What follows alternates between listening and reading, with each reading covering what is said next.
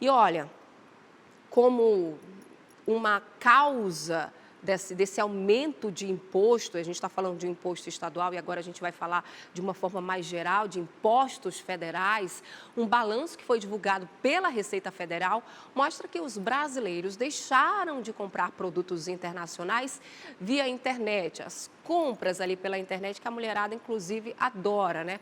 O motivo foi a taxação do governo federal sobre as compras acima de R$ 50. Mesmo com a queda nos números, houve recorde na arrecadação de impostos sobre os produtos. A taxação de compras internacionais entrou em vigor em 1º de agosto do ano passado. Segundo explica este advogado tributarista, o imposto de importação varia de 20% a 60% em cima do valor do produto. Antes essa alíquota era de 17%. Então, cada estado poderia de 17% para cima, porque o estado, então, podia implementar a sua alíquota. Agora, com esse aumento, o mínimo é 20%.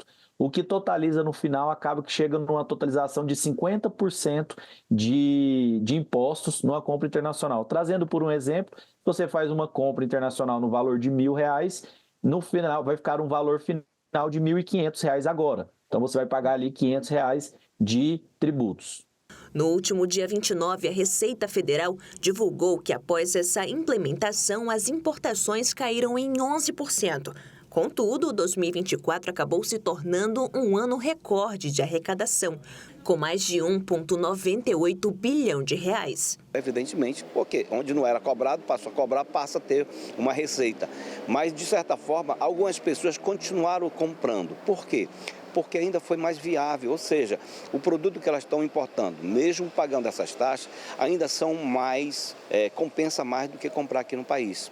O que a gente aprende com isso? Primeiro, que a gente precisa de políticas públicas voltadas para incentivar a produção nacional, aumentar realmente a produção nacional. A gente sempre fala em economia que aumenta a oferta e atende aquela demanda, os preços podem cair. Agora, se eu tiver uma demanda maior do que a oferta, sempre os preços vão estar elevados. No caso dessas importações, a gente encontrou mais ou menos isso. Segundo números preliminares do Ministério da Gestão e da Inovação de Serviços Públicos, a empresa dos Correios terminou 2024 com um déficit de mais de 2 bilhões de reais. Contudo, não considera um rombo nos cofres públicos. Muitas despesas que são feitas pelas estatais são com dinheiro que estava em caixa e, portanto, ele acaba gerando resultado deficitário, ainda que as empresas tenham lucro. O foco com os Correios é que ele seja uma empresa lucrativa. Se vai ter esse déficit ou superávit, é o resultado das receitas do ano e das despesas do ano. É muito importante lembrar isso, não é um rombo. Das 11 empresas que têm déficit, que foram divulgadas hoje, 9 têm lucro. Apesar do resultado, especialistas afirmam não acreditar em mudanças nas políticas atuais de importação. O governo hoje ele busca cada vez mais arrecadar, né? A gente sabe que a gente tem um problema fiscal muito grande, o governo tem um problema a tratar, por mais que a gente tenha visto os resultados do final de 2024, é um resultado que não me agrada muito, não. Ou seja, a gente continua com déficit fiscal sim, o governo gasta mais do que arrecada e não está gastando bem. A gente precisa que seja arrecadado, que tenha arrecadação, mas que essa arrecadação volte em forma de serviços e produto para o povo, né? Afinal de contas, a carga tributária penaliza a todos.